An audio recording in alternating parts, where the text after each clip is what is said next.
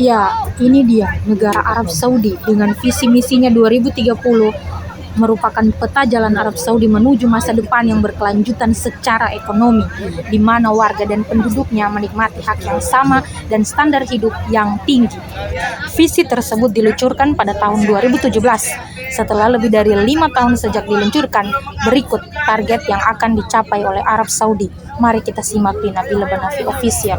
1. Riyadh akan menjadi salah satu dari 10 kota ekonomi terbesar di dunia. 2. Asir akan menjadi tujuan wisata global. 3. Al-Ula akan menjadi museum art terbesar di dunia.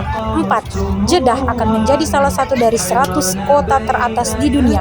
5. Mekah Al-Mukarramah akan menjadi kota pintar pertama di dunia Islam.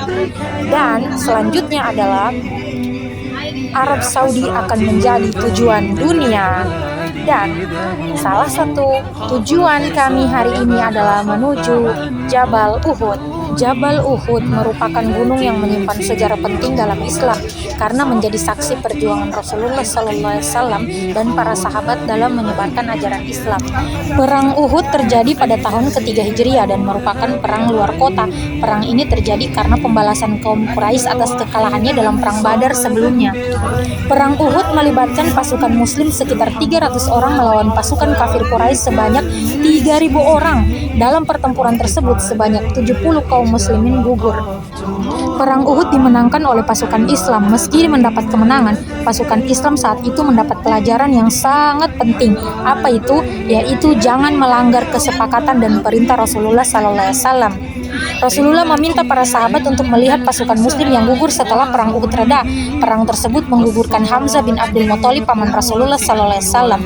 Rasulullah pun sedih saat mendengar kabar tersebut. Kemudian Rasulullah memerintahkan agar kaum muslim yang gugur dimakamkan di tempat mereka roboh, sehingga ada satu liang kubur beberapa syuhada. Hingga saat ini kuburan Uhud tetap terjaga. Di sekeliling kuburan ini berdiri tembok yang kokoh. Diriwayatkan dari Anas bin Malik radhiyallahu an, Rasulullah SAW mendaki gunung Uhud bersama dengan Abu Bakar, Umar, dan Utsman radhiyallahu taala anhum. Ketika gunung Uhud itu berguncang, Rasulullah menggentarkan kakinya dan bersabda, "Diamlah kamu wahai Uhud, karena sesungguhnya berada di atas kamu adalah seorang nabi, seorang siddiq, dan 2 orang syahid." Hadis riwayat Bukhari. Di dalam kompleks makam syuhada terdapat makam Sayyidina Hamzah radhiyallahu taala an. Selain makam syuhada, tempat bersejarah lain yaitu adalah Masjid Al-Fas, di mana Rasul SAW pernah sholat zuhur setelah perang Uhud selesai. Dalam hadis yang diriwayatkan oleh Bukhari disebutkan, jika kita hendak melihat bukit yang terdapat di surga, maka berziarahlah ke Gunung Uhud.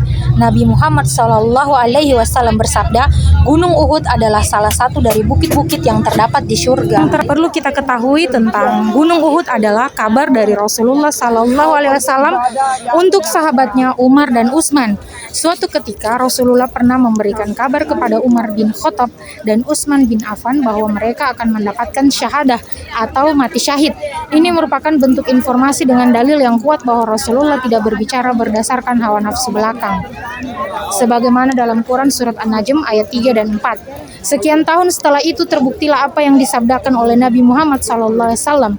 Umar dan Utsman masing-masing meninggal sebagai syahid karena dibunuh.